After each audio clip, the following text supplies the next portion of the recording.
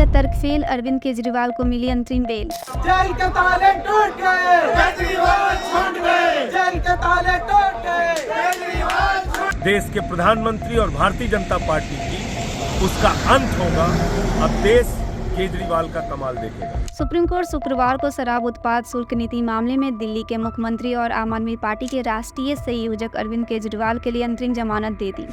उन्हें 1 जून तक अंतरिम जमानत मिल गई।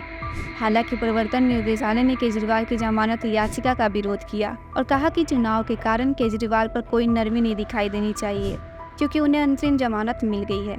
राजनेताओं के लिए एक अलग वर्ग बनाने जैसा होगा। उसने सर्वोच्च न्यायालय में एक हल्फनामा भी दायर किया था, जिसमें मौजूदा आम चुनाव के कारण राजनीतिक हस्तियों के लिए किसी भी विशेष उपचार का जोरदार विरोध किया गया। हालांकि अदालत ने कहा कि केजरीवाल को 21 दिनों की अंतरिम जमानत देने से कोई फर्क नहीं पड़ेगा। केजरीवाल की ओर से पेश होते हुए वकील अभिषेक मनु सिंघवी ने अदालत से अनुरोध किया कि उन्हें 4 जून को परिणाम घोषित होने तक अंतरिम जमानत दी जाए। अदालत ने अनुरोध खारिज कर दिया।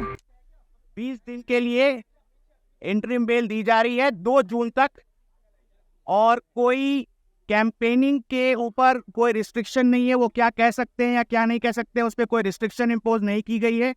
जबकि जब ऑर्डर भी प्रोनाउंस किया जा रहा था तब भी ईडी ने रिक्वेस्ट किया कि कोई रिस्ट्रिक्शन डाली जाए, लेकिन कोई रिस्ट्रिक्शन नहीं दी गई है।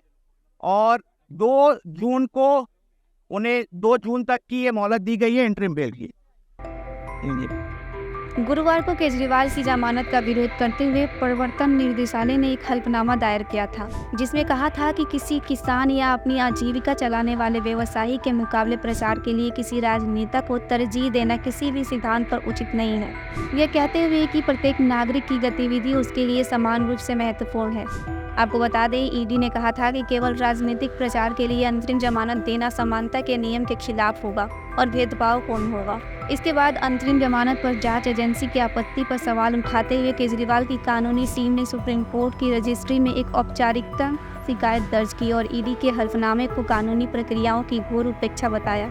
आपत्ति में आपने कहा था कि 2 साल की जांच के बावजूद पार्टी से किसी को भी दोषी ठहराने वाला 1 भी रुपया या सबूत बरामद नहीं किया गया। मंगलवार को शीर्ष अदालत ने कहा था कि अगर केजरीवाल को अंतरिम जमानत दी गई तो वो नहीं चाहते हैं कि वो अधिकारी कर्तव्य निभाएं। आम आदमी पार्टी के नेता केजरीवाल ने दिल्ली उच्च न्यायालय के फैसले को शीर्ष अदालत में चुनौती दी थी, जिसने ईडी द्वारा गिरफ्तारी के खिलाफ उनकी याचिका खारिज कर दी थी। To assemble for this matter, and it pronounced a very short oral order. We have not yet seen the written order, which will be uploaded in the course of the day as we understand. And in that oral order, the court indicated that they are granting interim release/bail to Mr. Arvind Kejriwal, and that order of interim release will be operable up till 2nd of June, that is during the election process.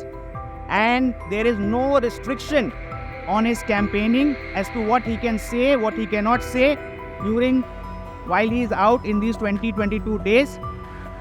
Any further aspect, we'll have to see the order and then only comment. So when do you think he'll be released? We are anticipating that the order should be getting uploaded quickly. We'll obviously move for release today itself. We'll try for the release today itself, and we hope that it should happen today itself. Jain साथियों, सत्य परेशान हो सकता है पराजित में। आज माननीय सर्वोच्च न्यायालय का ऐतिहासिक फैसला आया। चुनाव के प्रचार के लिए अंतरिम जमानत की राहत अरविंद केजरीवाल को देना एक बहुत ही स्वागत योग्य फैसला है।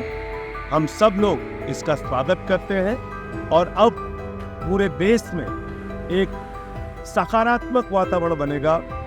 जो अन्याय, अत्याचार और तानाशाही है देश के प्रधानमंत्री और भारतीय जनता पार्टी की, उसका अंत होगा। अब देश केजरीवाल का कमाल। अब घिसी पिटी खबरें नहीं, देखिए बेहतरीन presentation, high quality informative graphics, more knowledge, सरल और आसान भाषा में सिर्फ 1 मिनट में।